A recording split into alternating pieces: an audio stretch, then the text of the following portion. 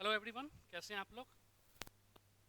जैसा कि हम लोग जानते हैं कि सीडीपी और बीपीएससी के लिए अब मुश्किल से 30 से 45 दिन बचे हैं और चूंकि होली भी अब समाप्त हो चुकी है तो अब पूरा फुल फोकस होना चाहिए एग्ज़ाम पर।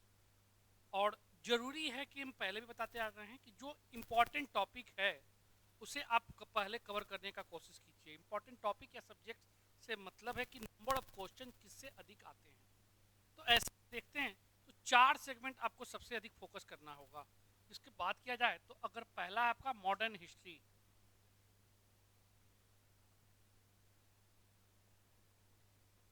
यहाँ से दूसरा सेगमेंट है बिहार, तीसरा है आपका करेंट अफेयर्स,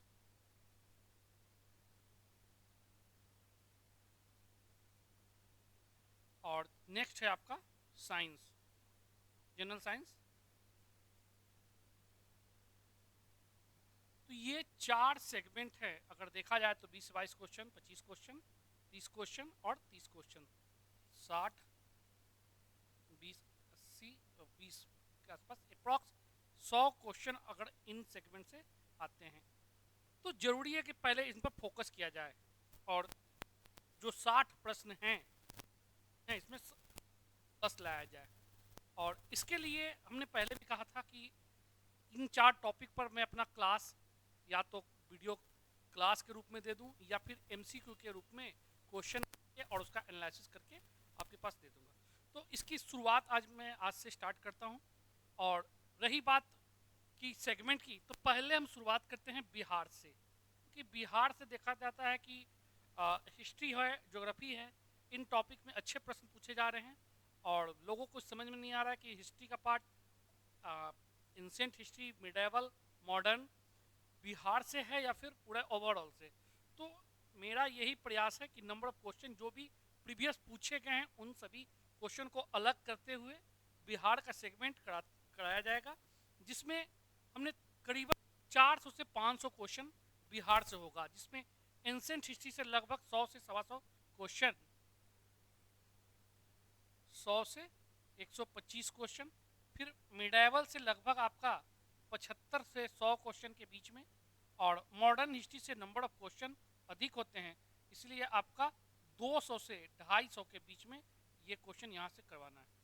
और ये जो क्वेश्चन होगा दोस्तों वो आपका प्रीवियस विथ जो इम्पोर्टेंट है, जहाँ से पूछने की संभावना अधिक है, वहाँ से मैं क्वेश्चन लाऊंगा। और ये डेली सेगमेंट 25, 30, 50 इस प्रकार के क्वेश्चन से होंगे। इसके अलावा मॉडर्न हिस्ट्री जो एक पार्ट दिए भी थे, और शुरुआत अब बेहतर रणनीति के साथ और रेगुलरिटी के साथ स्टार्ट किया जाएगा। इसके अलावा साइंस है, करेंट अफेयर्स है, 30 क्वेश्चन का पूछा जाएगा, करवाया जाएगा। तो ये सब स्टार्ट आज करते हैं आज से। और उम्मीद है कि आप लोग एक समय के साथ हम लोग बंधकर तैयारी किया जाए। और जो भी चीज़ें हैं, जैसे बहुत सारे बच्चे हैं जो आपका लास्ट अटेम्प्ट दे रहे हैं या फिर जो अपना लास्ट अटेम्प्ट मान के तैयारी कर रहे हैं, तो हमारी कोशिश रहेगी कि इन चीज़ों के साथ साथ जो भी इम्पोर्टेंट टॉपिक है उसका या तो मटेरियल वगैरह या वीडियो लेक्चर के माध्यम से प्रोवाइड किया जाए। और यूट्यूब पर तो होगा ही, साथ मेरी कोशिश है कि 67वीं के लिए एक अलग ग्रुप बनाया जाए। ताकि बहुत बच्चों की मांग है कि सर पहले जो आप करवाते थे 60-62 का, 63 का, 64 का, 65 का, ये परंपराएं जो 66 तक चली आ रही थी उसको फिर से लाया जाए, और उससे काफ़ी मदद मिल रही थी। और फिर से 67वीं में स्टार्ट किया जाए। चलिए, प्रयास है, जल्द ही करेंगे हम लोग इस बैच के लिए। लेकिन आज हम स्टार्ट करते हैं एंसेंट हिस्ट्री पर, कि एंसेंट हिस्ट्री से जो बिहार के प्रश्न पूछे गए हैं या पूछे जाने की संभावना है उस पर थोड़ा हम बात कर लेते हैं। तो आइए दोस्तों देखते हैं कि बिहार से जो क्वेश्चन खासतौर पर देखते हैं कि कौन कौन से प्रश्न पूछे गए हैं और इम्पोर्टेंट प्रश्न कौन कौन सा है। तो इसी सीरीज में पहला क्वेश्चन है आपका कि शेर घाटी जहां प्रागैतिहासिक मानव के आवास का अवशेष प्राप्त हुआ है, बिहार के किस जिले में है। शेर घाटी के किस जिले में है प्रागैतिहासिक कालीन ये मानव का आवास यहां से प्राप्त हुआ है। ऑप्शन है नालंदा, मुंगेर, गया, सारण। और इन्हीं में से जो आपका नन ऑफ दीज और मोर देन वन। तो इसमें जो आंसर इसका दोस्तों है वो है गया। गया में ही शेर घाटी प्राप्त हुई है। नेक्स्ट क्वेश्चन है आपका कि बिहार के किस नवपाषाणकालीन स्थल से हिरण के अस्थियों के बने उपकरण मिले हैं। हिरण के अस्थियों के उपकरण या हिरण के हड्डियों के बने उपकरण कहां से प्राप्त हुए हैं? बिहार के कौन से स्थल से? चेचर, ताराडी, चिरांद और केऊड़। और आंसर है दोस्तों आपका चिरांद। चिरांद सारण जिला में पड़ता है और यहीं से आपका चिरांद से ही नवपाषाणकालीन हिरण के अस्थियों से बने औजार के अवशेष प्राप्त हुए हैं। नेक्स्ट क्वेश्चन है आपका कि आर्यों द्वारा मिथिला क्षेत्र में बसने की जानकारी, मिथिला क्षेत्र में बसने की जानकारी सर्वप्रथम किस ब्राह्मण से, इस ब्राह्मण में मिलती है? ऐतरेय ब्राह्मण, कौशिक गौतपत ब्राह्मण, शतपथ ब्राह्मण और कौशिककाई ब्राह्मण। या इनमें से कोई नहीं या इनमें एक अधिक। कौन से ऐसे ऑप्शंस हैं जिसमें मिथिला के क्षेत्र में बसने की जानकारी सर्वप्रथम किस ब्राह्मण में मिलती है? तो इसमें जो आंसर है दोस्तों वह है शतपथ ब्राह्मण। शतपथ ब्राह्मण में ही चर्चा मिलती है। खासतौर पर आप देखे होंगे, सुने भी होंगे कहानी कि गौतम राहुगण अपने पुरोहित के साथ आग और घी के सहारे जो विजित करते हुए सदा नीरा नदी तक पहुंचते हैं और यहीं पर उनकी हार होती है। और हार होने के बाद दक्षिण मगध का क्षेत्र विजित नहीं होने के कारण इसे ब्रात्य भूमि घोषित किया गया और मिथिला में जाके ये लोग बसे हैं। तो यह पूरी कहानी है। क्लास में हमने लगभग सब चीज़ बताया हुआ है। खासतौर पर जो बच्चे क्लास के होंगे फटाफट आंसर लगा लिए होंगे, आप लोग भी पढ़े ही होंगे, ठीक है। तो ये पूरी कहानी यहाँ से जुड़ी हुई है और ये इसकी चर्चा शतपथ ब्राह्मण में मिलती है। नेक्स्ट क्वेश्चन देखते हैं कि मिथिला क्षेत्र में होने वाले याज्ञवल्क्य गार्गी संवाद का उल्लेख किस उपनिषद में मिलता है? याज्ञवल्क्य गार्गी संवाद का उल्लेख किस उपनिषद में मिलता है? ऑप्शन है बृहदारण्यक उपनिषद, छांदोग्य उपनिषद, ऐतरेय उपनिषद और मुंडकोपनिषद। कौन से उपनिषद में याज्ञवल्क्य और गार्गी संवाद का चर्चा मिलता है जो मिथिला क्षेत्र में खासतौर पर राजा जनक के समय में घटित हुई थी? और ऑप्शन है आपके बृहदारण्यक, छांदोग्य, ऐतरेय, मुंडकोप। और आंसर है आपका बृहदारण्यक उपनिषद। इसी में याज्ञवल्क्य और गार्गी संवाद होता है जिसमें याज्ञवल्क्य खिन्न होकर गार्गी का सर फोड़ने की बात करते हैं। तो ये कहानी आप लोग सुने भी होंगे या पढ़े होंगे। नेक्स्ट क्वेश्चन है गृह त्याग के पश्चात महात्मा बुद्ध योग दर्शन की शिक्षा निम्न में से किससे ली थी? हम लोग जानते हैं कि गृह त्याग के बाद नेपाल से सीधा वो बिहार में आते हैं और बिहार में अलग अलग जो गुरु हैं उनसे शिक्षा अर्जित करते हैं और लास्ट में फिर वो अपने ज्ञान की प्राप्ति करते हैं। तो इसी क्रम में योग दर्शन कहाँ लिया था उन्होंने? अलार कलाम के पास, पतंजलि के पास, मोगलीपुत्र तीस के पास या फिर रुद्रक रामपुत्र के पास? या इनमें से कोई नहीं और इनमें से एक से अधिक? कौन से ऐसे ऑप्शंस हैं जो इसका आंसर होगा? और आंसर है दोस्तों रुद्रक रामपुत्र। रुद्रक रामपुत्र से उन्होंने योग दर्शन की शिक्षा ली थी, जबकि अलार कलाम से सांख्य दर्शन की शिक्षा ली थी। सांख्य दर्शन और योग दर्शन, ठीक है। दोनों से संतुष्ट होते हैं और फिर आप सुजाता की कहानी सुने होंगे, वहां से खीर खाते हैं, फिर मध्यम मार्ग लेते हुए अपने ज्ञान की प्राप्ति करते हैं। पूरी कहानी, ठीक है। नेक्स्ट क्वेश्चन आते हैं कि निम्नलिखित में से किस स्थान पर प्रसिद्ध नगर वधु आम्रपाली बौद्ध धर्म में दीक्षा ली थी? नालंदा, पाटलिपुत्रा, वैशाली और राजगृह। इन चारों में से आम्रपाली नगर वधु जो थी कहाँ पर वो शिक्षा ग्रहण की थी?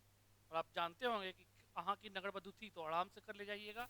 ऑप्शंस आपका नालंदा, पाटलिपुत्रा, वैशाली, राजगृह। और आंसर है आपका वैशाली। वैशाली की नगर वधु थी आम्रपाली और यही वैशाली में उन्होंने शिक्षा ग्रहण की थी, बौद्ध धर्म अपनाई थी। और बौद्ध धर्म अपनाने वाली यह दूसरी महिला है, जो कि पहली महिला उनकी जामाता या मौसी प्रजापति गौतमी थी। तो ये कहानी आप सुने होंगे। नेक्स्ट क्वेश्चन है निम्नलिखित बौद्ध विहारों में से किस या किस किस का संबंध बिहार से नहीं है? दोस्तों अब इसलिए आप नहीं पर पहले घेरा लगा लीजिए कि नहीं पूछा जा रहा है। वेलुवन, महावन कुटाग्रशाला, आम्रवाटिका, पुब्बाराम, बौद्ध विहार। और हम लोग जानते हैं कि इसमें से 3 जो हैं वो ऑलरेडी बिहार से संबंधित हैं, ठीक है। और आंसर जो नहीं होगा वो है आपका पुब्बाराम, बौद्ध विहार। और पढ़ाया हुआ टॉपिक से है, कहाँ कहाँ किसका क्या क्या है सब वो सब आपके पास होगा ही। नेक्स्ट क्वेश्चन है कि निम्नलिखित में से किस स्थान पर प्रथम बौद्ध संगीति का आयोजन किया गया था या सम्मेलन का आयोजन किया गया था। महात्मा बुद्ध की मृत्यु के पश्चात 4 बौद्ध संगीति का आयोजन हुआ था, जिसमें से पहला बौद्ध संगीति कहाँ आयोजित किया गया था। और ऑप्शन से आपके कुंडलवन, चुल्लवन, सप्तपर्णी गुफा, अशोकराम वाटिका। दोस्तों अगर बीपीएससी से अदर एग्जाम लेते हैं या फिर बीपीएससी के भी एग्जाम में आपका हो सके चारों स्थान पूछा जाए, लेकिन चूंकि बिहार है इसलिए ये कभी कभी ऐसा हुआ है कि बिल्कुल इसके अंदर जाकर क्वेश्चन पूछा जाएगा। तो ऐसे में जरूरी है आपको कि चारों के बारे में पता होना चाहिए। और इसका जो आंसर है वह है सप्तपर्णी गुफा। सप्तपर्णी गुफा जो है वह राजगृह में है और यहीं पर फर्स्ट बौद्ध संगीति की आयोजन की गई थी। दूसरी बौद्ध संगीति जो है वह चुल्लवन वैशाली में आयोजित किया गया था और ये दूसरा था। तीसरा वो पाटलिपुत्रा में है, पाटलिपुत्रा के अशोकराम वाटिका में। और चौथा जो आपका है वह कश्मीर के कुंडलवन में है।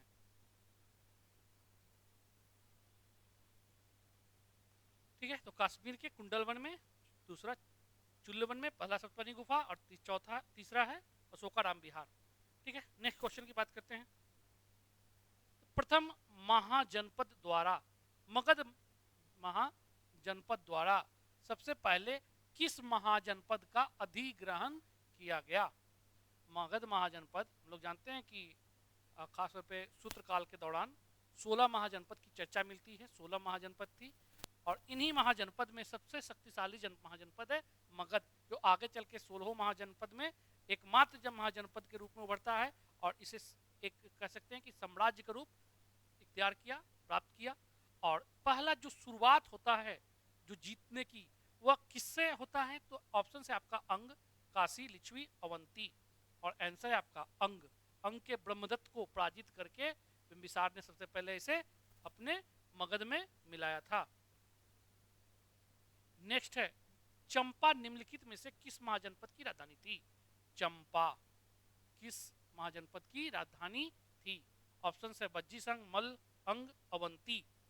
और आंसर है अंग की राजधानी चंपा थी। ठीक है, कहानी आप जानते ही होंगे इसमें बलि राजा के पुत्र के बारे में, जिनके नाम पर चंपा और अंग नाम रखा गया।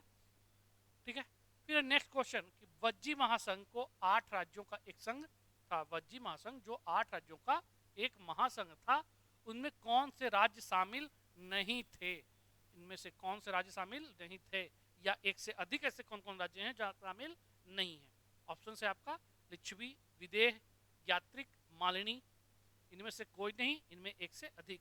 और आंसर है आपका मालिनी। दोस्तों चंपा की राजधानी जो आप देखते हैं, चंपा या मालिनी दोनों एक ही नाम है और वो अंग की राजधानी थी, चंपा या मालिनी। ठीक है, आंसर हो जाएगा डी। अब नेक्स्ट आते हैं क्वेश्चन। राजगृह का वास्तुकार निम्न में से कौन था। महानंदिन, वास्कार, महागोविंद, पृथुलाक्ष। और ऑप्शन है राजगृह का वास्तुकार महागोविंद था। ठीक है, इंपॉर्टेंट क्वेश्चन है, पूछा हुआ क्वेश्चन है। फिर बिंबिसार ने किस शासक के उपचार के लिए अपने राज्यवैद जीवक को भेजा था। ऑप्शन से प्रसेनजीत, ब्रह्मदत्त, चंडप्रगोती और बृहद्रथ। इनमें से कौन वो शासक थे जिनकी देखभाल के लिए, जिनकी स्वास्थ्य समस्या संबंधी दूर करने के लिए अपने राजवैद जीवक को भेजा था। और आंसर है चंडप्रगोती। अवंती देश के राजा चंडप्रगोती की स्वास्थ्य देखभाल करने के लिए अपने जीवक को भेजा था। नेक्स्ट क्वेश्चन है आपका, अस्थाई सेना रखने वाला मगध का पहला शासक कौन था। अस्थाई सेना रखने वाला पहला शासक बिंबिसार, अजातशत्रु, उदयन और महापद्मनंद। और आंसर है आपका बिंबिसार। ठीक है, नेक्स्ट क्वेश्चन देखते हैं कि पाटलिपुत्रा को राजधानी में परिवर्तित करने वाला पहला शासक कौन था? पाटलिपुत्रा को राजधानी के रूप में परिवर्तित किसने किया था? बिंबिसार, अजातशत्रु, उदयन और महापद्मनंद।